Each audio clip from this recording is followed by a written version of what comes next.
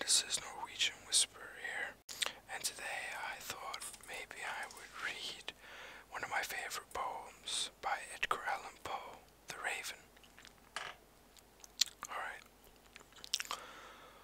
Once upon a midnight dreary, while I pondered weak and weary over many a quaint and curious volume of forgotten lore, while I nodded, nearly napping, suddenly there came a tapping, as of someone gently rapping at my chamber door.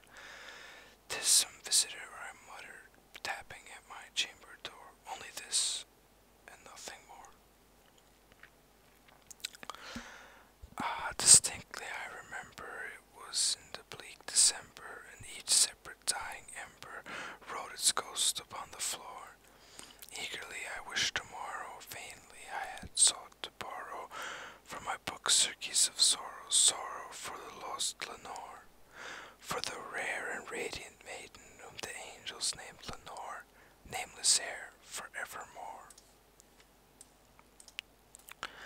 And the silken, sad, uncertain rustling of each purple curtain thrilled me, filled me with fantastic terrors never felt before, so that now to still the beating of my heart I stood repeating, "'Tis some visitor entreating entrance at my chamber door, some late visitor entreating entrance at my chamber door. This it is, and nothing more." Presently my soul grew stronger, hesitating then no longer.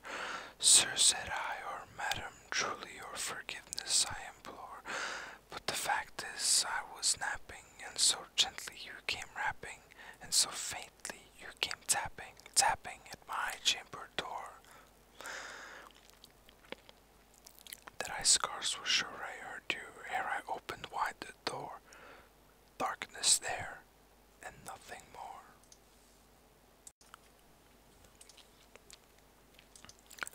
Deep into that darkness peering, long I stood there wondering, fearing, doubting, dreaming dreams no mortal ever dared dream before.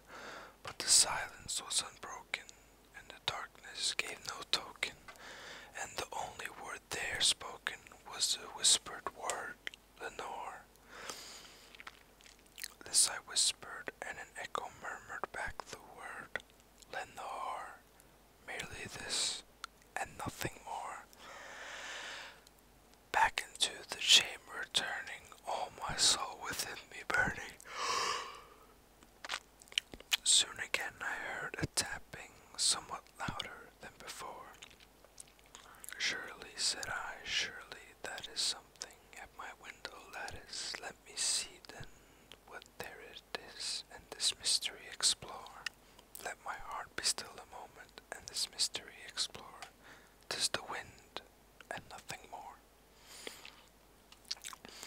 Open ere I flung the shutter, when with many a flirt and flutter in there stepped a stately raven of saintly days of yore. Not the least obeisance made he, not a minute stopped or stayed he, but with mien of lord or lady perched above my chamber door.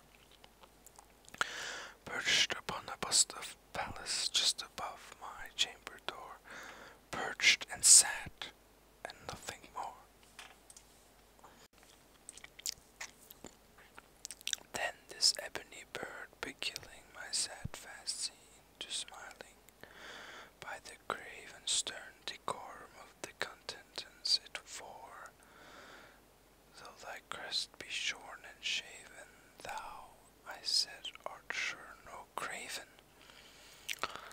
Ghastly, grim, and ancient raven, wandering from the nightly shore, "Tell me what thy lordly name is on the night's Plutonian shore." Quoth the raven, "Nevermore." Much I marveled at this ungainly fowl, to hear discourse so plainly, though its answer little meaning, little relevancy bore, for we cannot help agreeing that no living human being ever yet was blessed with seeing a bird his chamber door. Bird or beast above the sculptured bust above his chamber door, with such a name as Nevermore. But the raven sitting lonely on the placid bust spoke only that one word, as if his soul in that one word he did outpour. Nothing further than he uttered, not a feather than he fluttered, till I scarcely more than muttered, other friends have flown before. On the morrow he will leave me, as my hopes have flown